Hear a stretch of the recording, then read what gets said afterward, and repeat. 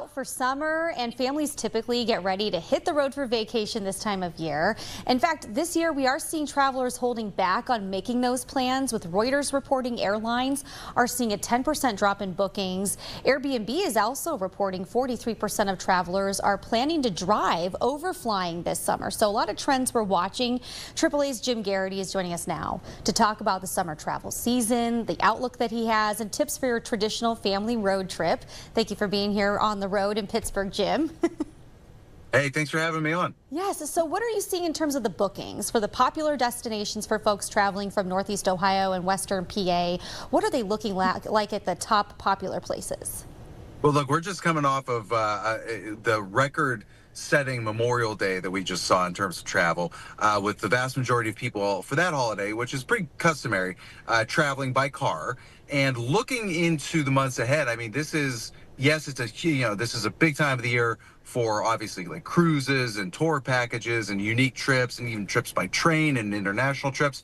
But it's also a huge time of the year for road trips. This is, summertime is the time to get out, put the windows down, and take a long drive. And we're really excited to see that. In Northeast Ohio, you see a lot of folks who head, of course, there's Lake Erie, but, those farther away destinations, other lakes. You have your beautiful parks of Ohio to travel to, a lot of hiking, a lot of getting outdoors types of trips, and a lot of beach destinations, going to the shores of Baltimore or to the shores of Maryland and Delaware and down the East Coast. And even some folks, the number one, I know we're talking about driving, but the number one leisure destination out of Cleveland Hopkins International Airport, which a lot of people from this area will travel up to, and Pittsburgh International Airport, is going to be Orlando and like your Florida areas. And a lot of folks from this region will still drive down to Florida, even though that's a long drive. Yeah, do you think people are maybe holding back on making plans because tighter budgets, or are they looking for some deals? Well, here's what we saw during the Memorial Day or the Memorial Day weekend is that, more and more people are enthusiastic about traveling. And what's great about travel is it doesn't matter what your budget and it doesn't matter what your time frame is. There is a vacation for you.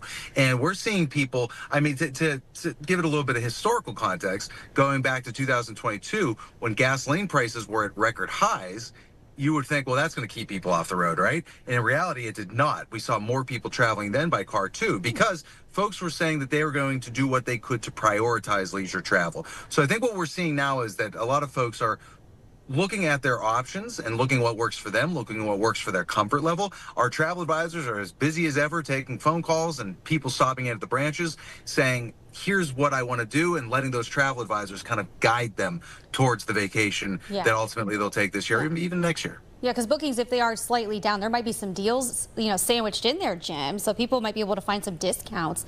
Now, road trips, they do require some planning. What should travelers always have in their vehicles for the summer road trip? Well, a couple things. Number one, and kind of touching on what you just said about deals. Yeah, there's always last minute deals out there, but if you're going to get on the road for a road trip, I would have that itinerary planned well in advance, because last minute deals are great, but they're not as reliable sometimes as people would hope they would be. So, you want to have an idea of where you're going and all of your stuff booked well in advance so you can lock in the best prices that you possibly can. And then for in the car itself, you got to think to yourself, what would we need in the case of an emergency? So a good emergency kit, which is like you and however many people you might be traveling with. If you had to sit for a couple hours, think ahead. If you were in that position, what would you want in the car? Put that stuff in the car. Hope you never have to use it, but if you do, be very happy that it's there. And then in addition to that, I would make a recommendation that for AAA members, get a hold of our app, the Auto Club app, because it actually, people think about AAA and the old TripTix. It's actually kind of like a contemporary version of that shows you how to get to your destination and things along the way of your destination. And what's nice about, working with AAA and our travel agency is that we go to those places. We firsthand experience them, and we give you the unique perspective of from AAA's standard. So I would say, that's a couple things you want to keep with you on your road trip, but definitely don't go out the door banking on a last minute deal. Hope you find one, if you're thinking about going away like for the upcoming weekend, but I wouldn't make that my vacation plan for the summer. All right, definitely reach out to AAA, get those advisors in the mix, and have them help you pick a nice place. Well, Jim, thank you so much for joining us right here at 5. Great advice. Yeah, happy traveling.